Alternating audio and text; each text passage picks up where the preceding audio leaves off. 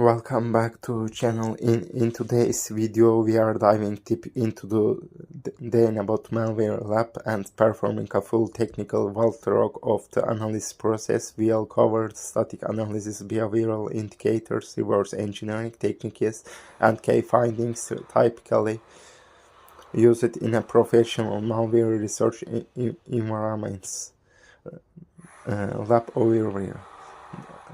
DanaBot is a well-known banking trojan that has evolved significantly over the years. It is commonly associated with credential theft, command and control communication, and modular payload delivery. In this lab, we are given a suspicious sample, and our goal is to determine its functionally identify indicators of compromise and understand how the malware operates internally.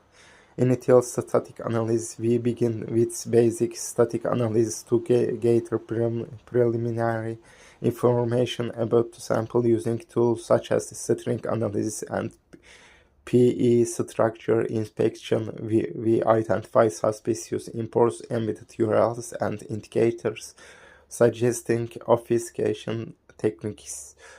During this phase, we look for suspicious epicals and encoded strings, unusual section entropy, packet signatures. These indicators often suggest that the binary may attempt to evade detection or conceal malicious functionality. Behavioral analysis setup. Next we move into a controlled environment to safely observe the malware's behavior. We execute the sample within a sandboxed virtual machine to monitor system changes, network activity, and persistence mechanisms. Key telemetry source include process creation logs, register modifications, file system activity, network connections. This help us identify how the malware interacts with the operating system. Persistence mechanisms. During execution, we observe register modifications commonly used to establish persistence. DanaBot frequently ensures that it remains active even after system reboot by creating auto entires or scheduled tasks. Understanding persistence techniques is critical for bot detection, engineering, and instant response. Command and control communication. One of the most important aspects of this lab is identifying the command and control communication pattern. We analyze outbound traffic and identify suspicious domains and IP address. DanaBot typically communicates with remote servers to receive instructions, exfiltrate data, or download additional payloads. Indicators such as unusual DNS queries or encrypted traffic patterns often provide strong evidence of malicious activity. Reverse engineering insights. Using the disassembly tools, we begin examining the internal logic of the binary by analyzing function calls and control flow. We can better understand how the malware processes data and interacts with the system resource.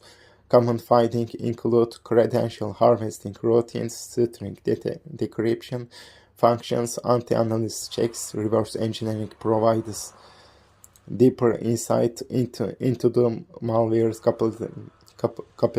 capabilities and intent. Key indicators of compromise, IOCs. At this stage, we compile relevant indicators of compromise that could be used for threat hunting or detection engineering. Examples include suspicious domain register case, dropped files, process injection patterns. Documenting these indicators is essential for defensive teams. And this lab demonstrates the importance of combining multiple analysis techniques to fully understand modern malware. Static analysis alone is often insufficient. Behavioral observation and reverse engineering provide additional context that helps uncover hidden functionality. DanaBot continues to evolve, making it an excellent case study for analysts interested in banking malware and modular threat frameworks.